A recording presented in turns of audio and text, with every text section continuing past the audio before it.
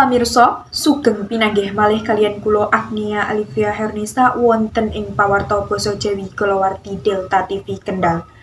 Sakatahing pawarta sampun dipun karantam dening tim redaksi kulawarti tumuli jangkeping pawarta basa Jawi Delta TV Kendal.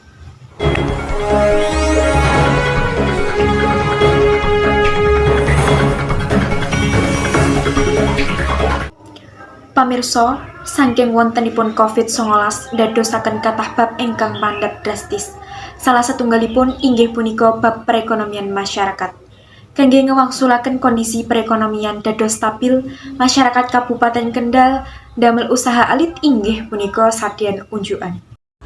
Unjukan menika gadah asma inggih menika Segara, singkatan saking segala rasa. Segara menika viral sanget lan dipun remeni dening sedaya kalangan. Segara kagungan kathah raos lan naminipun dipun damel unik, kados segara cemburu mantan, segara cuit, segara mager, segara cemburu dia. Raosipun dipun damel unik ugi wonten hazelnut, vanilla, green tea, choco lan benten asma benten raos. Kaliyan benten raosipun tasih kathah liyane. Regi unjukan menika sangat murah wiwit saking gangsal ewu dumugi gangsal welas ewu.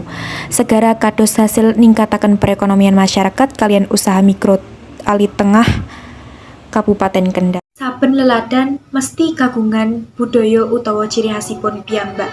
Wonten Kabupaten Kendal kagungan ciri khas budayanipun inggih punika kesenian barongan. Barongan utawi ingkang limrahipun wonten sebat singa barong menika wonten sanget remeni dening sedayanipun kalangan. Saking lare alit dumugi tiyang sepuh.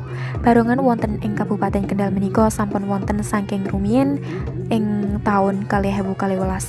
Barongan limrahipun wonten tanggap ing acara tartamtu inggih menika kebudayaan utawa kados acara hajatan, sunatan lan kathah liyane. Satunggalipun dinten Ahad tanggal 16 Januari 2022 wonten acara sunatan wonten dusun Cepiring lan barongan saking Singomudu Purwosari wonten tanggap kados hiburan masyarakat. Boten cekap barongan mawon ananging ing dalem tim Singo Barong wonten dawangan ugi jarane blek.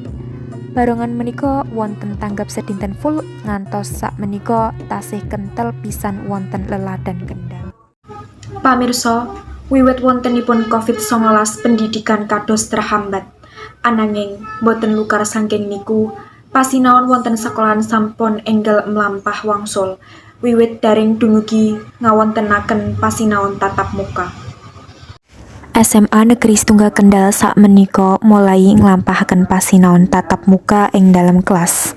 Pasinaon tatap muka menika kados dangu kalih jam saben dinten kalih tetep ngestuni protokol kesehatan. Tuladhanipun sakderengipun mlebet kelas cek suhu langkung rumiyin lajeng nyirai asta, njagi jarak lan tetep ngagem masker.